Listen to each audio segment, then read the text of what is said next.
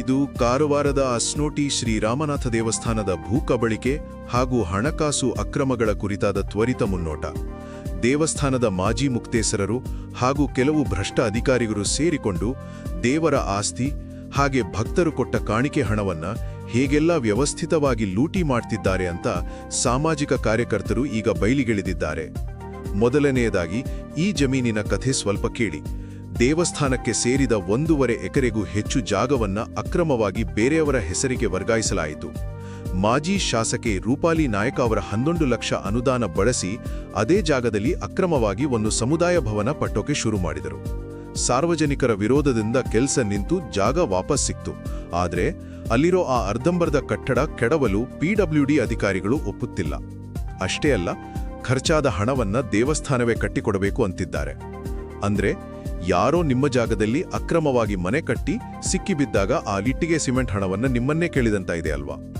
ಇದು ಎಂತಹ ನ್ಯಾಯ? ಎರಡನೆಯದಾಗಿ, ಬರೀ ಜಾಗ ಮಾತ್ರವಲ್ಲ, ದೇವಸ್ಥಾನದ ಹಣಕ್ಕೂ ಇಲ್ಲಿ ರಕ್ಷಣೆ ಇಲ್ಲ.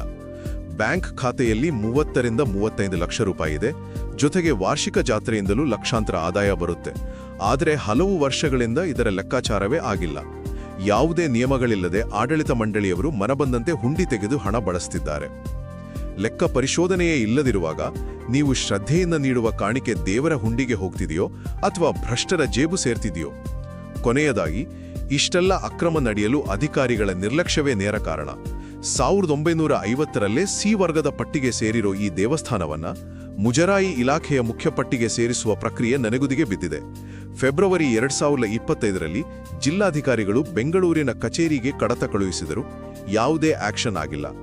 ಬೆಂಗಳೂರಿನ ಕಚೇರಿಯಲ್ಲಿ ಕಡತಗಳು ಧೂಳು ಹಿಡಿಯುತ್ತಿರುವುದೇ ಈ ಭ್ರಷ್ಟಾಚಾರಕ್ಕೆ ಆಮ್ಲಜನಕ ಒದಗಿಸುತ್ತಿದೆಯಾ? ವಿಳಂಬ ಮಾಡ್ತಿರೋ ಆಯುಕ್ತರು ಇದಕ್ಕೆ ಉತ್ತರಿಸಬೇಕಲ್ವಾ? ಭ್ರಷ್ಟಾಚಾರದ ಕತ್ತಲೆಯಲ್ಲಿರುವ ಈ ದೇವಸ್ಥಾನಕ್ಕೆ ತಕ್ಷಣದ ಪಾರದರ್ಶಕ ಆಡಿಟ್ ಮತ್ತು ಉನ್ನತ ಮಟ್ಟದ ತನಿಖೆ ಮಾತ್ರ ನ್ಯಾಯ ಒದಗಿಸಬಲ್ಲದು.